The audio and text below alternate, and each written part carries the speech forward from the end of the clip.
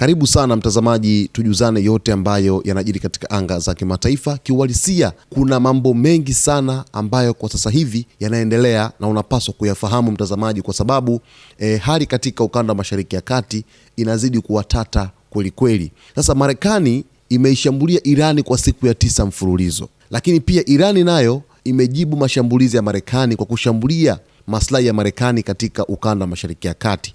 Hapa nikimaanisha vituo vya kijeshi vyote vya Marekani. Na hali katika mlango wa bahari wa Hormuz kiuhalisia ni mbaya kweli kweli. Jana tu Irani iliripoti kwamba kuna meli 2 za mafuta zililipuka na kushindwa kuendelea na safari. Sasa katika taarifa yake, kamandi kuu ya Marekani CENTCOM jana ilisema kwamba imeanzisha wimbi jipya la mashambulizi kwa lengo la kupunguza uwezo wa Irani kushambulia meli za kibiashara zinazopita katika njia hiyo muhimu ya usafirishaji wa mafuta duniani. Sasa CENTCOM ilitoa taarifa kwa kusema kwamba 1, walishambulia vituo vya uongozi wa kijeshi vya Iran; 2, walishambulia mifumo ya ulinzi wa anga; lakini 3, walishambulia vituo vya ufuatiliaji wa pwani; 4, walishambulia uwezo wa kijeshi wa baharini wa Iran; 5, walishambulia maeneo ya kurushia makombora na droni; lakini 6, walishambulia mitandao ya mawasiliano nchini Irani. Na katika taarifa ambayo Marekani walitoa, walisema kwamba mashambulizi hayo yalikuwa yanalenga kupunguza uwezo wa Irani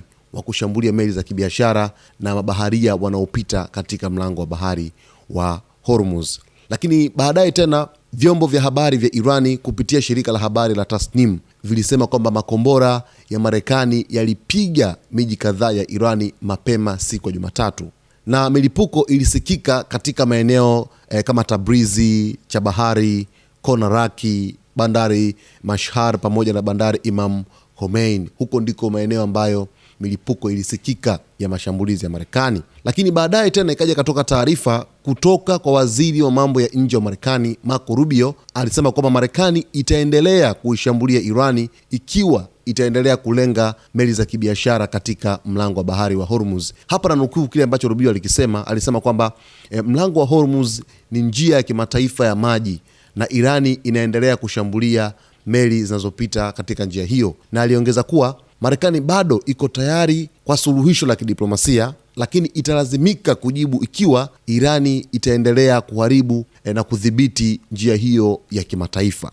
Huo ni upande wa Marekani. Tumeona hapa mashambulizi yaliyofanyika, tumeona kauli ya waziri wa mambo ya nje wa Marekani Marco Rubio kwamba wataendelea kuishambulia nchi ya Irani. Sasa baadaye, kwa kujibu mashambulizi hayo, Irani ikaja kushambulia vituo vya Marekani katika ukanda wa Mashariki ya Kati, ambapo kupitia jeshi la walinzi wa mapinduzi ya Kiislamu la Iran IRGC lilitangaza kufanya shambulio la kushtukiza kwenye makao makuu ya operesheni maalum ya adui katika eneo la Al-Tanf nchini Syria. Lakini pia IRGC ikasema kwamba imelenga ndege za Marekani katika uwanja wa ndege wa Aqaba nchini Jordan kwa kutumia makombora ya ballistic. Na kurudisha nyuma kidogo, jana mtazamaji, nilikuripotia taarifa kwamba kulikuwa na ile taarifa ya tahadhari, yani security alert kutoka kwa ubalozi wa Marekani nchini Jordan. Taarifa hiyo ya jana iliwataka raia wote wa Marekani kwanza kuepuka kukaa karibu na uwanja wa ndege wa Aqaba hapo nchini Jordan, lakini pia na bandari ya Aqaba karibu kabisa na mpakani mwa Israel katika mji wa Eilat. Ni moja kati ya maeneo ya kimkakati kwa kiasi kikubwa sana hapo katika ukanda wa Mashariki ya Kati, kwa sababu yamekuwa experience drone lakini makombora kutoka kwa Houthi nchini Yemen huko nyuma, lakini pia hata kutoka nchini Iran, yaani mashambulizi kutoka nchini Iran. Sasa baada ya kutoka ile security alert, muda mfupi baadaye mashambulizi yakaanza ya drone pamoja na makombora kutoka nchini Irani kuelekea hapo nchini Jordan. Tunafahamu kwamba Jordan ni moja kati ya nchi ambayo wanahost zile kambi za kijeshi za Marekani katika eneo hilo. Sasa kwenye vita hivi ni moja kati ya nchi ambayo iko targeted na Jamhuri ya Kiislamu ya Iran. Kwa hivyo jana uwanja wa ndege wa kimataifa wa Aqaba nchini Jordan ulianza kupokea makombora ya balistiki kutoka nchini Iran wakilenga ndege za Marekani katika uwanja huo wa ndege. Lakini baadaye pia Iran ikatumia droni zake kushambulia nchini Kuwait.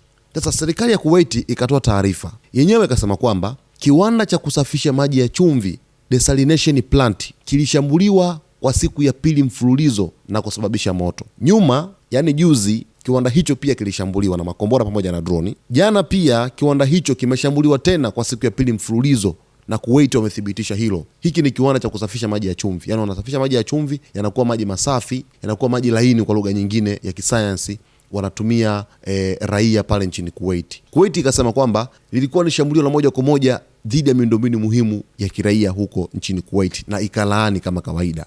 Baada ya kufanya mashambulizi, Irani baadaye ikaja kutoa taarifa tena nyingine kwamba meli mbili zimelipuka katika mlango wa bahari wa Hormuz. Sasa kupitia jeshi la walinzi wa mapinduzi ya Kiislamu la Iran IRGC ilisema Jumatatu kuwa meli mbili za mafuta zililipuka na kusimama baada ya kujaribu kupita katika njia ya kusini ya mlango wa bahari wa Hormuz ambayo Iran ilidai kwamba si salama. Iran ilidai kwamba meli hizo zilihimizwa kutumia njia hiyo na jeshi la Marekani. Yaani Marekani ni kama vile waliwaingiza mkenge hao mabaharia wa meli hizo, ndio maana zikaenda kulipuka.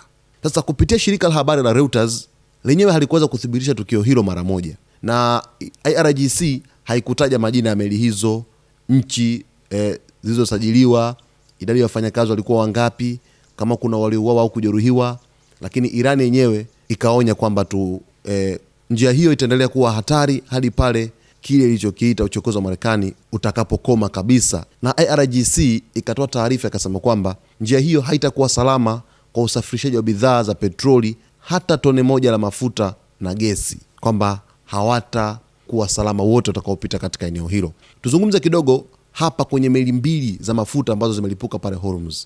Iran haikutoa sababu kwa nini meli hiyo imelipuka, kwa sababu haikusema kwamba imeshambulia au labda mabomu ambayo yametegwa baharini yamesababisha milipuko kutokea katika meli hizo. Lakini walichosema hapa ni kwamba walishawishiwa na jeshi la Marekani kupita katika njia hiyo ya kusini kwa Hormuz, na wamesema kwamba njia hizo si salama kabisa. Kuna mkinzano mkubwa katika mlango wa bahari wa Hormuz. Yaani Marekani wanajaribu kutumia kila aina ya nguvu, kila aina ya namna ya kupunguza au kudhoofisha uwezo wa kijeshi wa Irani, hasa maeneo yale ambayo yanazunguka mlango wa bahari wa Hormuz, ili kufanikisha kupitishwa kwa meli za kibiashara katika mlango huo. Na kumekuwepo na zuio la siku za hivi karibuni kwamba hakutakuwa na meli yoyote itakayofanikiwa kupita katika mlango wa bahari wa Hormuz kwa sababu Irani imeufunga mazima mlango huo wa bahari. Na baada ya kutangaza hivyo, kinachotokea ni kwamba mvutano unazidi kuongezeka. Zipo meli zinazoshawishiwa kupita katika mlango huo na jeshi la Marekani, na meli zingine zimekuwa zikitii amri kwamba hakuna kupita. Hivyo Irani inazidi kusisitiza kwamba njia hiyo haitakuwa salama ikiwa tu watajiamulia kufanya mambo ambayo wataona yanafaa. Hapa kuna ukinzani mkubwa sana katika mlango wa bahari wa Hormuz, na haijulikani hali itazidi kuwa vipi huko mbeleni, kwa sababu bei ya mafuta inazidi kuongezeka siku hadi siku, na mafuta katika baadhi ya sehemu yanazidi kuwa adimu kutokana na vita hivi ambavyo vinazidi kuendelea huko katika ukanda wa Mashariki ya Kati kwa ujumla. Na kwa mujibu wa takwimu za kampuni ya LSEG zilionyesha kuwa meli zilizopita Hormuz Jumapili zilipungua hadi 4 kutoka 8 zilizopita siku iliyotangulia. Kwa tafsiri fupi ni kwamba usafirishaji wa mafuta kupitia Hormuz umepungua. Tangu Ijumaa, meli 3 za mafuta na meli moja kubwa ya kubeba mafuta ghafi ziliingia Hormuz kwa ajili ya kupakia mafuta, na bei ya mafuta duniani ilipanda kwa 2% na kufikia hadi zaidi ya $90 kwa pipa kutoka $88 na pointi zake. Unaweza ukapata picha halisi kwamba mzozo huu kati ya Marekani pamoja na Irani kwa hivi sasa uko vipi, unakwenda wapi na utakuwaje, kwa sababu ukiutazama kwa hali ya kawaida unaweza ukaona kama mambo yanakwenda soft, lakini kuna nchi sio siri zinateseka huko katika eneo la Ghuba, kwa sababu Kuwait, Jordani, Bahrain zimekuwa ziki-experience mashambulizi karibu kila siku kutoka katika jeshi la walinzi wa mapinduzi ya Kiislamu la Iran IRGC, lakini Marekani nayo ikiongeza jitihada za kuweza kufanya mashambulizi huko nchini Irani. Basi mtazamaji wetu, mimi nitakujuza yote ambayo yanajiri katika anga za kimataifa. Cha msingi ni kuweza kuwa karibu nasi wakati wote kwa kusubscribe channel yetu, kulike, kucomment pamoja na kushare. Asante sana kwa kuichagua Zone Media.